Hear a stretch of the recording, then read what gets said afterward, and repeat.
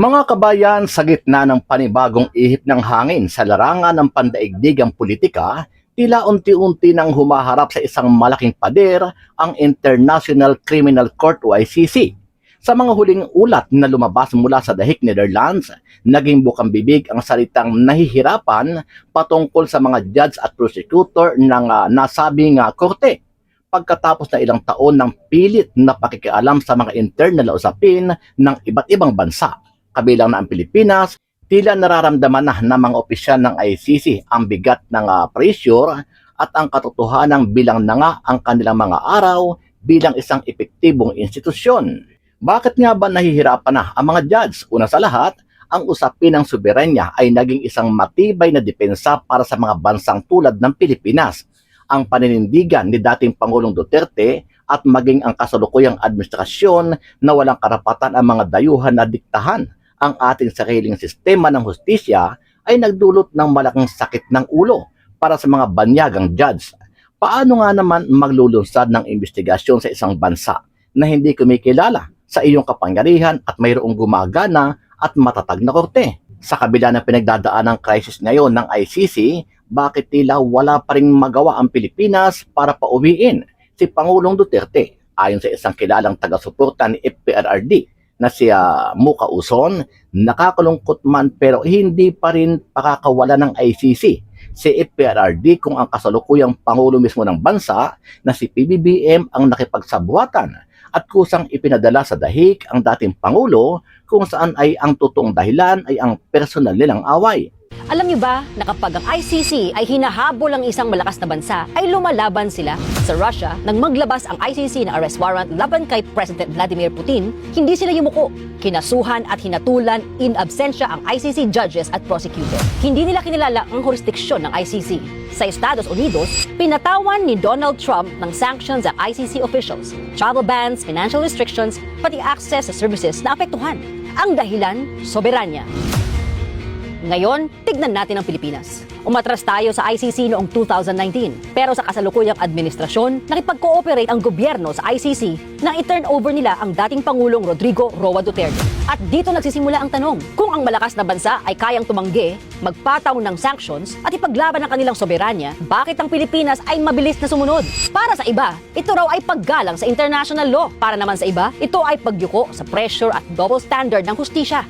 Pantay nga ba ang ICC sa lahat ng bansa? O mas mabigat lang ang kamay nito sa mahihina? Ang usapin dito ay hindi pagtatanggol ng tao, kundi pagtatanggol ng bansa. Soberanya ba natin ay buo pa o depende sa ating kausap? Ano sa tingin nyo? Ako si Muka Uson, ang boses ng ordinaryong Pilipino. Bukod sa isyu ng jurisdiksyon, malaking problema rin para sa mga judge ng ICC ang kakulangan ng kooperasyon mula sa mga pangunahing bansa sa mundo. Kamakailan lamang ay naging viral ang mga balitang tungkol sa matinding babala at posibleng sanksyon mula sa Estados Unidos laban sa mga opisyal ng ICC. Kapag ang pinakamakapangyarihang bansa sa mundo ang nagsabing haharangin ito ang iyong mga pondo at pagbabawalan ang iyong mga opisyal na pumasok sa kanyang teritoryo, talagang manginginig ang tuhod ng kahit sinong judge, ang takot na mawala ng suporta at ang banta sa kanilang personal na seguridad at karera ang isa sa mga dahilan kung bakit tila umaatras na o nag-aalinlangan na ngayon ang korte sa kanilang mga susunod na hakbang. Ano ang masasabi mo dito, kabayan? Sama-sama natin panuorin ang buong video at pakicomment nyo po ang inyong mga reaksyon at sariling opinyon. Ibinunyag ni Congressman Leandro Leviste na tumanggap umano ng 2 milyong pisong Christmas bonus ang bawat kongresista. Ayon kay Leviste, bukod pa raw yan sa 300,000 pesos na buwanang sahod ng kongresista at 1 milyong pisong operating budget. Kinwestiyon din ni Leviste ang pagdagdag ng budget ng Kamara na aabot sa 10.5 billion pesos nang wala umanong nangyaring debate o diskusyon ng mga mambabatas. Paliwanag ni Leviste sa 27.7 billion pesos na proposed budget ng Kamara para sa 2026, 18.6 billion pesos dito ay napupunta sa Maintenance and Operating Expenses o MOOE. At yan daw ang nagsisilbing secret funds umano ng Kamara. Malaking bahagi dito yung mga cash na ibinibigay direkta sa mga congressman na ang liquidation is by certification. Pero ang katanungan ko, bakit hindi natin una nililiquidate with receipts like other government agencies? Lumalabas parang itong confidential intelligence fund na yung pambayad sa mga social media trolls ay nanggagaling sa mga sinisekretong mga funds katulad ng MOOE na ito. Wala pang isang minuto na ratipikahan ng House of Representatives ang 2026 General Appropriations Bill.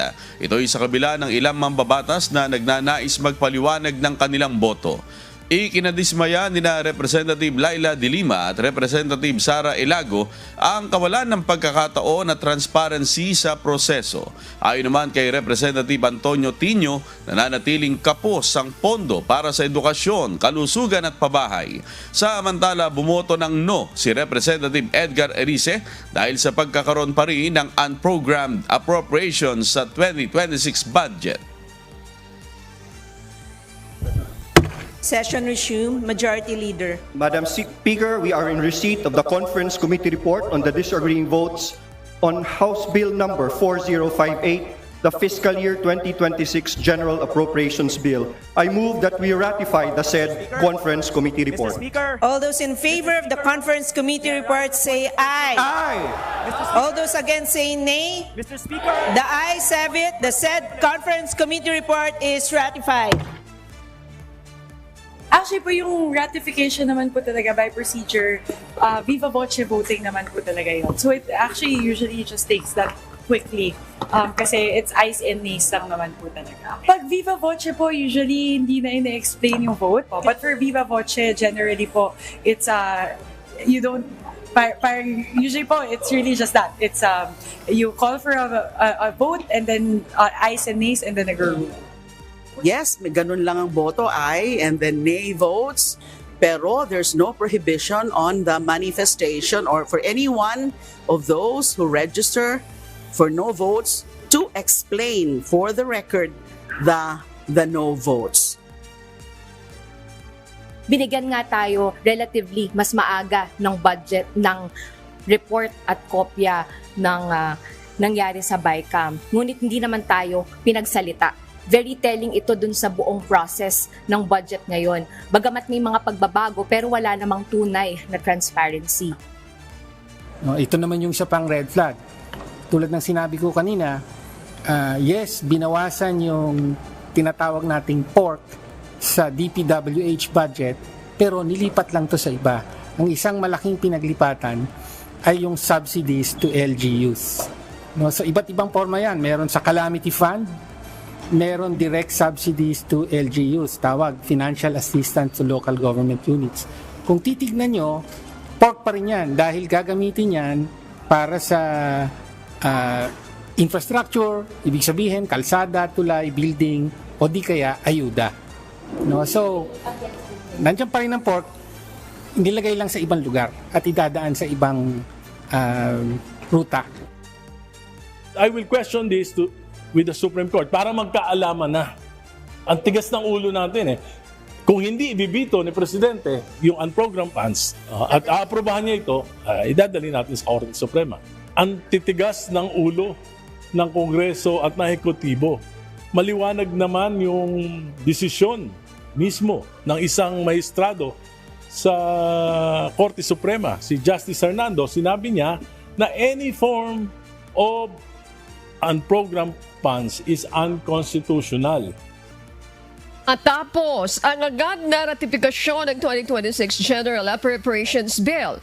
Maring pinabulaanan ni House Committee on Appropriations Chairperson Nueva Ecija 1st District Representative Micaela Swansing ang panibagong aligasyon ni Batangas 1st District Representative Leandro Leviste. Sa pahayag ni Representative Leviste, may 2 million pesos na bonus o manong matatanggap ang mga kongresista.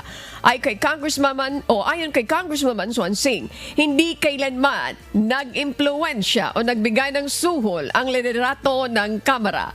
Sinagot din ni Swan Singh ang iba pang aligasyon ni Congressman Leviste gaya ng umano'y secret 18.58 billion pesos maintenance and other operating expenses o MOOE budget ng Kamara at ang hiwalay na pondo para umano sa holiday activities sa mga distrito.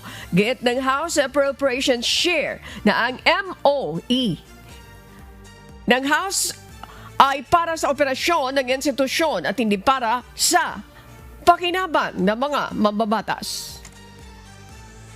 I vehemently deny that. I don't want to speak ill of anyone, especially my colleagues in the House, but that is there is no truth to that at all.